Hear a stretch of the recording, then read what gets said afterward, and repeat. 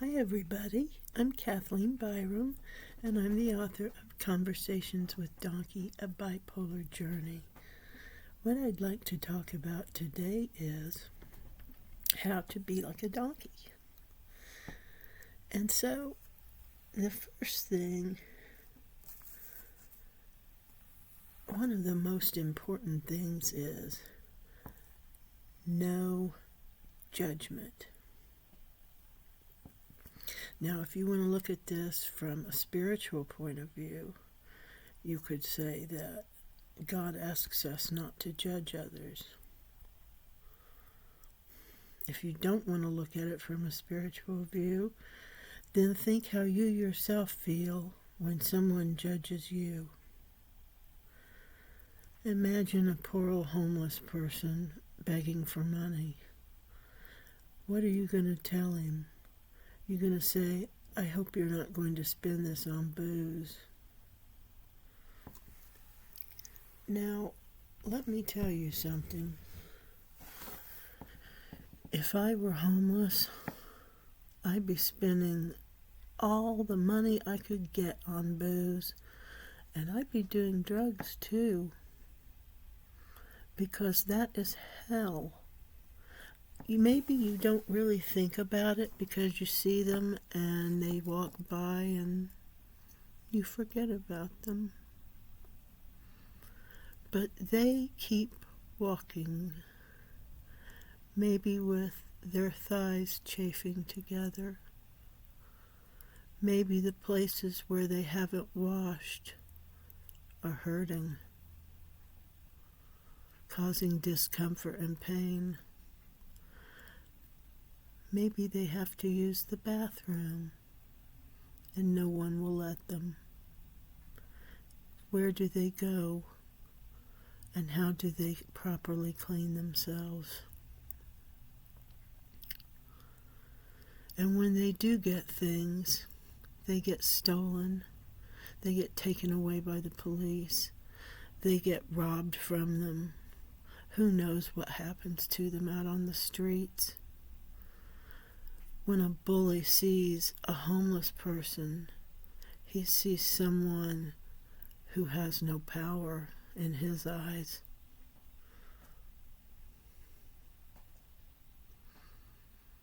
And he feels like he can do whatever he wants. Just think what it's like to be homeless. For the police to come along and try to scoot you along everywhere you go. Not being able to lay down in a nice big grassy tree-covered spot because the people that own the building right next to it will come out and fuss at you. Not being able to get any rest. Have you ever heard the song The Ghost of Tom Joad? You should hear it. Look it up on YouTube if you haven't heard it, and check it out. So, back to the judgment issue.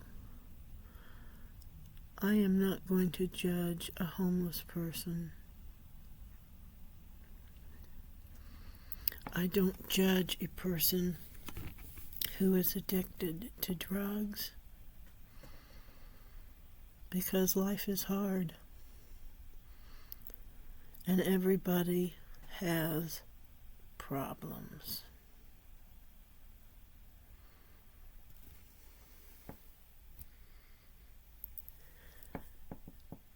No fighting. Donkeys don't fight. Donkeys are lovable, loving creatures. They don't want to fight. Once in a while, they might go on autopilot and say something snarky or snippy, but they sure don't mean to. They don't do it intentionally. It might just be that the stress has gotten to them too much and it's over. It's bubbling over.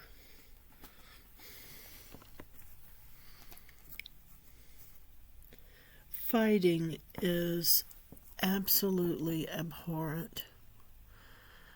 No adult should be fighting. I understand that kids fight because they don't have good grasp on their mental processes yet, probably. And they don't know how to express that feeling that goes through them.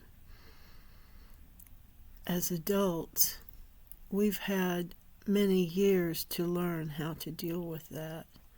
And if we can't deal with it, to go and ask for help from someone to teach us how to. But donkeys will not fight. A donkey will turn and run, but it's not going to fight. A donkey is scared of fighting. I don't want my teeth bashed in. I don't want, of course, they're dentures, but you get the picture. You know, I don't want my eye socket broken because something escalated from an issue about a straw in a drink. I just made that up. The things that people will fight over are absolutely astronomically stupid. And it's all because it escalates. And it escalates because people aren't kind to each other. They don't respond with kindness when someone is rude to them. It's tit for tat. It's a tit for tat world. And until we get rid of that mentality, which has been pounded at us for zillions of years, it's going to be bad. It's going to continue.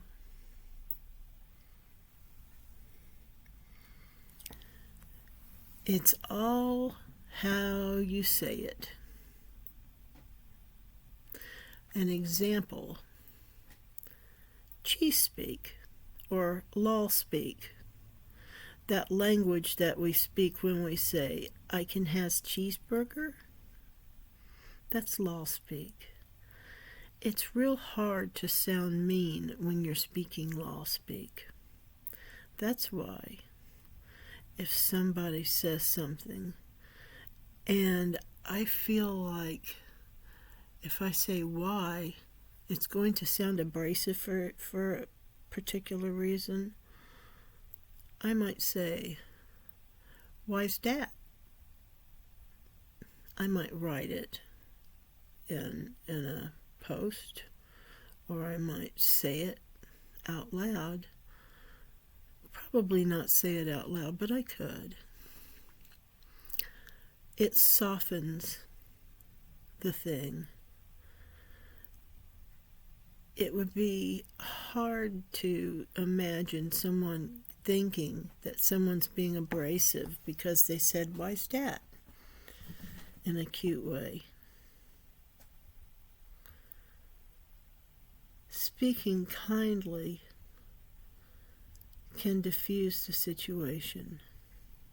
Now, I have to say, there are bullies who are not afraid deep down. They are bullies through, and they are mean. And what you have to do, you can't tolerate it. You can't.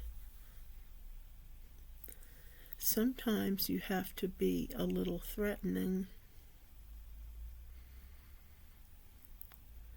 But if you do, whatever you threaten, you better be prepared to back it up.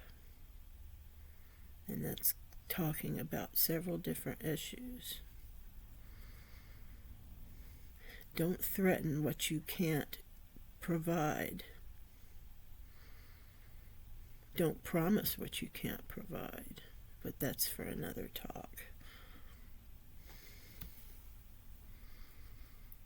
It's how you say it. You know, that's another thing. Apologies. It's how you say it.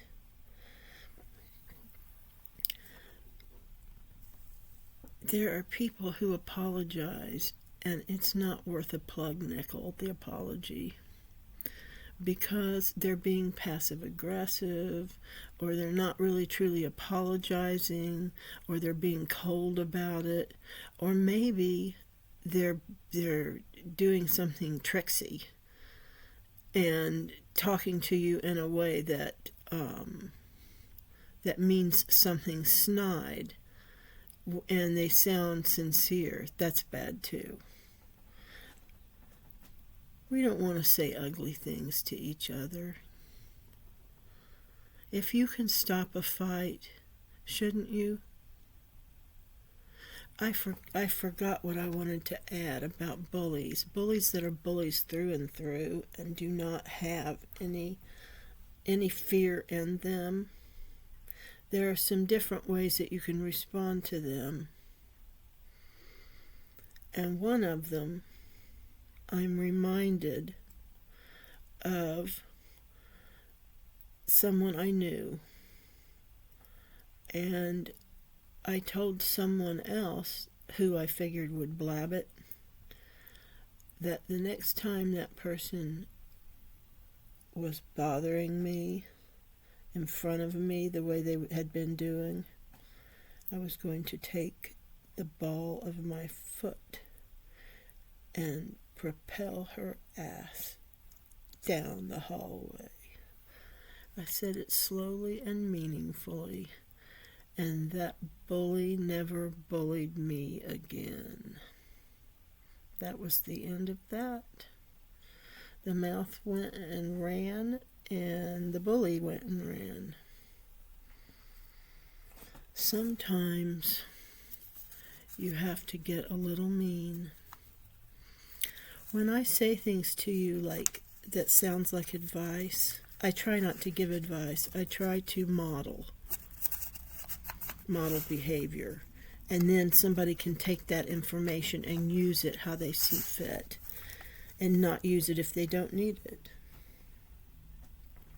But I forget what I was going to say now.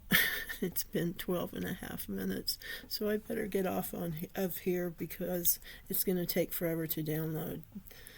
Why does it take so long to download? I was told that my internet is not that great, probably. I don't know how to fix that. Anyway, thank you for listening to this little talk on how to be a donkey. Thank you for humoring me. And please, would you hit the little like button? It only takes a second, and it does so much good for me. Thank you so much. Bye-bye.